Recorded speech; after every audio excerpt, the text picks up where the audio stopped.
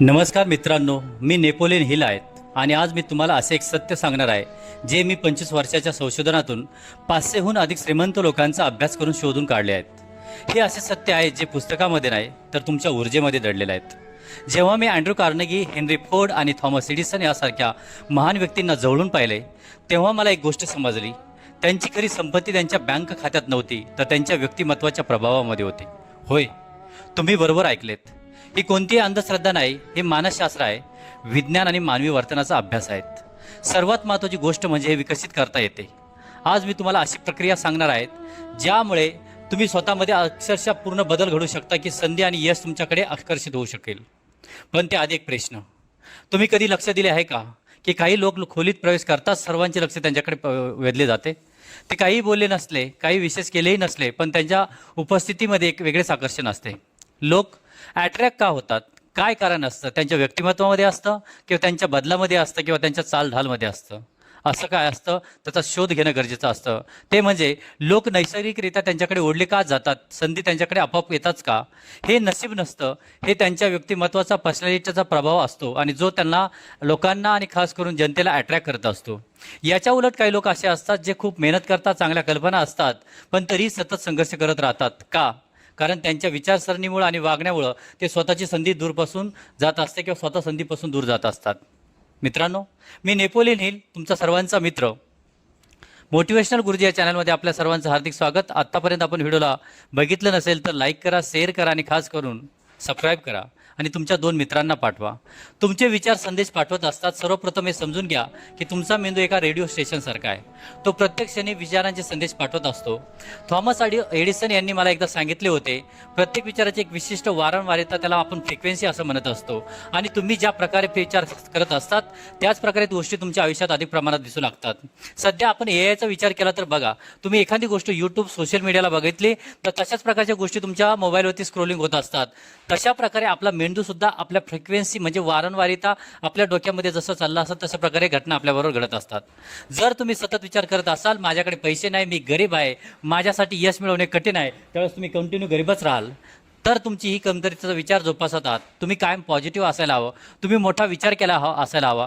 मला मोठं बनायचं, मी श्रीमंत बनणार, माझ्या खिशात 1 रुपया नसला तरी माझ्याकडे 0 पैसे आहेत, हा विचार माझ्या डोक्यात कायम असणार आहेत। आणि जेव्हा हा विचार माझ्याकडे असणार तेव्हा नक्कीच माझं जीवन बदलेल। आणि म्हणून मी तुम्हाला मित्रांनो सांगू इच्छितो, जाणीवपूर्वक विचार करायला शिका आणि ते बदलायला शिका। मी यशासाठी पात्र आहे, माझ्याकडे संधी येत आहेत, मी दररोज अधिक सक्षम होत आहेत। तर तुमची मानसिकता बदलू शकते। आणि खास करून तुम्ही कोणत्या लोकांबरोबर राहतात, तुमचं वर्तन काय, तुमचा आत्मविश्वास काय, तुमचा मित्र काय, मैत्रीण काय, आणि खास करून विचार केला तर होणारे परिणाम सुद्धा कशा प्रकारे बदलतात, या बदलता वेळेस विचार कराल तर नक्कीच तुमच्या जीवनामध्ये बदल घडेल। ही जादू नाही, ही मानसशास्त्र आहे। It's called psychology, because you know very well that. तुम्हाला सर्वांना माहिती आहे, psychology understand the problem of the human being, and when you understand the problem of the human being, that time your success problem getting very much decrease. We call that, तुमच्या यशाचा मंत्र, यशाचे मार्ग हळूहळू प्रकारे फुल्लीत जात असतात। तुमचे विचार भावना निर्माण करतात, भावना शरीर भाषा घडवतात, शरीर भाषा इतरांवर प्रभाव टाकते आणि हाच प्रभाव तुमच्या यशात मोठी भूमिका बजावतो। तुमचे मानसिक वातावरण स्वच्छ करायला शिका। आता दुसऱ्या टप्प्याकडे वळूया। तुम्हाला तुमच्या मनोभोवतीचा वातावरण स्वच्छ करावं लागेल। जेव्हा मी लोकांना विचारायचो तुम्ही अजून श्रीमंत का झाला नाहीत, तेव्हा ते अनेक कारणं सांगायचे। त्यापैकी एक कारण म्हणजे मी खूप गरीब आहेत, माझी परिस्थिती चांगली नाही, मला गॉडफादर भेटला नाही, माझी अर्थव्यवस्था चांगली नाही, सरकार जबाबदार आहे, माझे कुटुंब खूप गरीब होते, माझे वडील खूप गरीब होते, मी खूप संघर्ष केला आहे, मला चांगले शिक्षण मिळाले नाही, मला चांगली संधी मिळाली नाही। पण लक्षात ठेवा, ज्यांना ज्यांना संधी हवी असते त्या लोकांना संधी निर्माण करावी लागते आणि संधीचं सोनं करावं लागतं। कारण लक्षात ठेवा, इंग्रजीत एक म्हण आहे, you are the only one sculpture of your life. तुमच्या जीवनाचे शिल्पकार फक्त तुम्ही आहात। जेव्हा जेव्हा मी यशस्वी आणि श्रीमंत लोकांना विचारले तुम्ही यश कसे मिळवले, तेव्हा त्यांनी बाह्य परिस्थितीबद्दल फार बोलले नाहीत, त्यांनी नेहमी त्यांच्या मानसिकतेबद्दल बोलले, ते स्वतःच्या विचाराबद्दल बोलले, कामाबद्दल बोलले, डेडिकेशनबद्दल बोलले। हेनरी फोर्ड यांनी मला एकदा सांगितले होते, जर तुमच्या मनात शंका, भीती आणि मत्सर आणि नकारात्मकता भरलेली असेल तर तुम्ही यशाची फुले कशी उगवणार?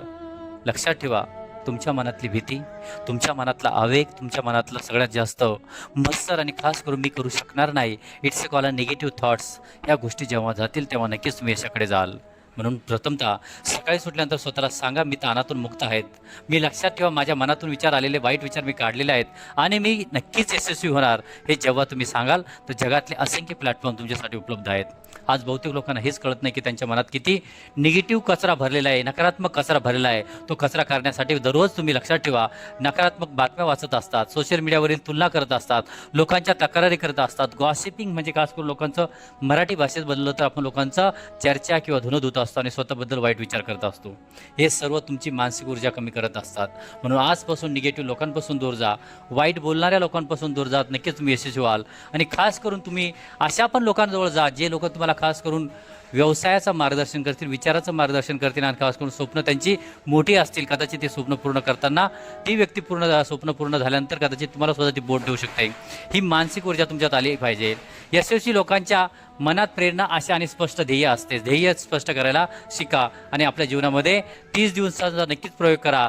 जो म्हणजे तुम्ही प्रेरणादायी पुस्तके वाचा, यशस्वी लोकांच्या कथा वाचा, कृतज्ञता, धन्यवाद आणि खास करून आभार मानायला शिका. सवय लावा. किती काही मोठा माणूस, छोटा माणूस असेल तरी पण त्याला खास करून विचार करा का त्याला धन्यवाद मानायला शिका. तरच तुमच्या जीवनामध्ये तुम्ही यशस्वी व्हाल. पैसा हा निर्माण करावा लागतो, येत नसतो. पैसा येण्यापूर्वीची भावना आणि पैसा न आल्यापूर्वीची भावना ही सर्वश्रेष्ठ भावना असते. ही भावना जोपर्यंत तुमच्या डोक्यात येत नाही तोपर्यंत तुमच्या जीवनामध्ये बदल घडू शकत नाही. आणि म्हणून प्रथमतः कल्पना करा तुम्ही एकदम करोडपती झालेला आहात. अशी कल्पना करा, तुमचे मन बदलतील, तुमचे विचार बदलतील, तुमच्या डोक्यामध्ये, तुमच्या बुद्धीमध्ये आलेले डोपामाइन बदलतील. हीच भावना घेऊन तुम्ही नक्कीच जीवनामध्ये यशस्वी व्हाल अशी अपेक्षा करतो. मी नेपोलियन हिल, तुम्हाला जगण्याचा मार्ग शिकवणारा जगातला पहिला महान तत्वज्ञानी, तुमच्या या मराठी प्लॅटफॉर्मवरती स्वागत करतो. आमचा हा व्हिडिओ आवडल्यास नक्कीच तुमच्या 5 मित्रांना पाठवा, शेअर करा, लाईक करा आणि चॅनलला नवीन असाल तर सबस्क्राईब करा. धन्यवाद.